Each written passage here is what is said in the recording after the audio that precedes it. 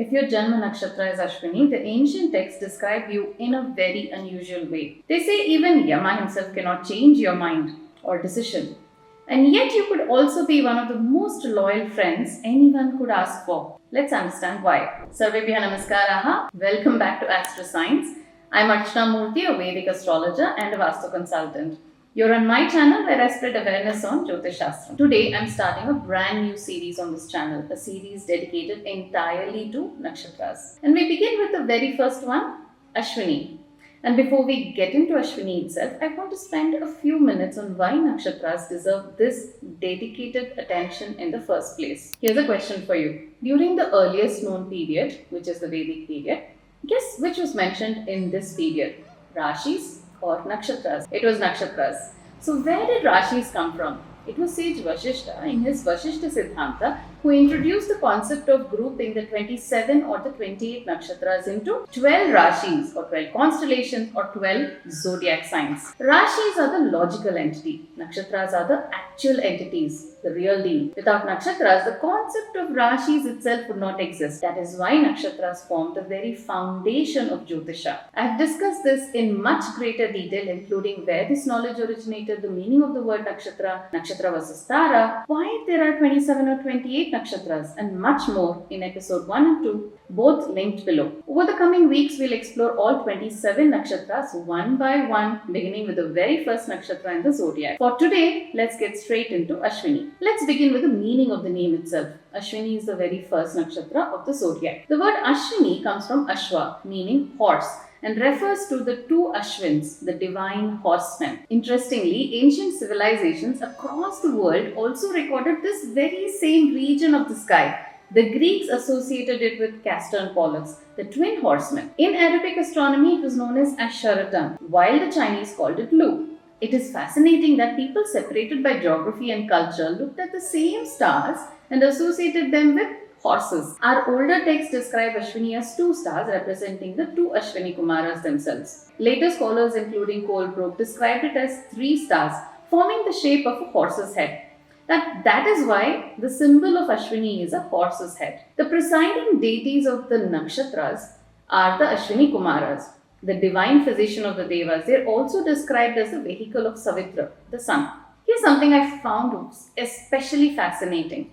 According to the Vedas, Ashwini is also the very first nakshatra of the zodiac, the first deities, marking the very first degree of the sky. Now that we understand what Ashwini represents, let's understand the personality of someone born with Ashwini as the Janma Nakshatra. If you're not sure what your Janma Nakshatra is, I have made a separate episode explaining how to identify it, and I'll link it below.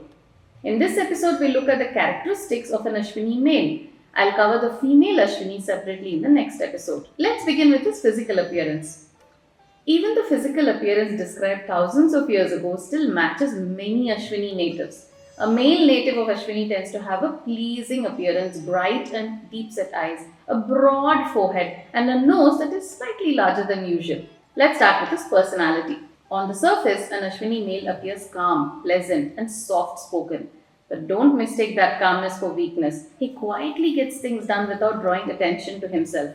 Once he's made up his mind, however, he becomes incredibly stubborn. The ancient texts describe this beautifully. They say even Yama, the lord of death himself, cannot shake his adamant attitude.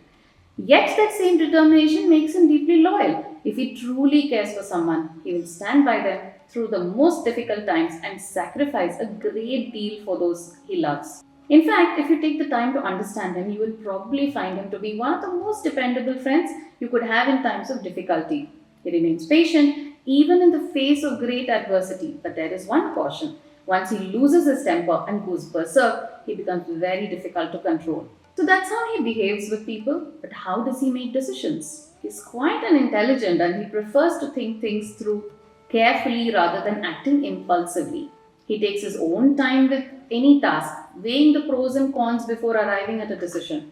But once that decision is made, changing his mind becomes extremely difficult, even if later circumstances suggest otherwise. His greatest strength, his determination, can sometimes become his greatest weakness. Knowing how he thinks, let's now understand how he responds emotionally.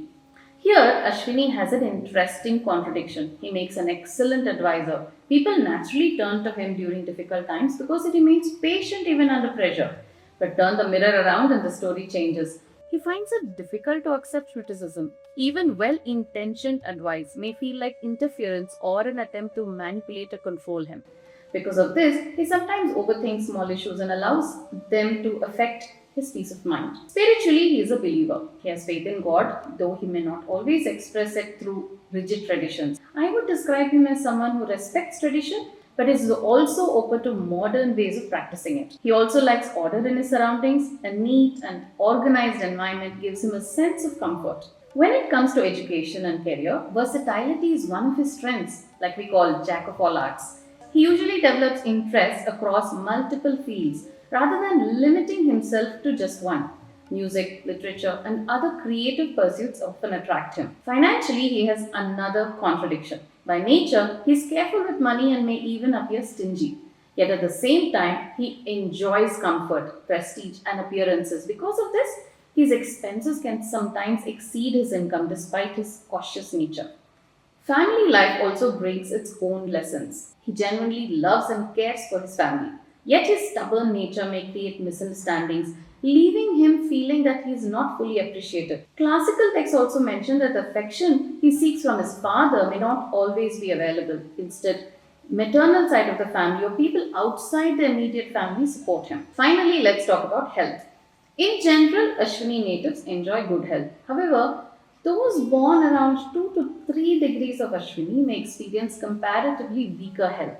They have a tendency towards migraines and heart related concerns. So now you can probably understand why the ancient texts made such a remarkable statement. A calm man, a thoughtful mind, unshakable determination, deep loyalty, and yes, a person whose decision once made is said to be so firm that even Yama himself cannot change it. That, in essence, is Ashwini.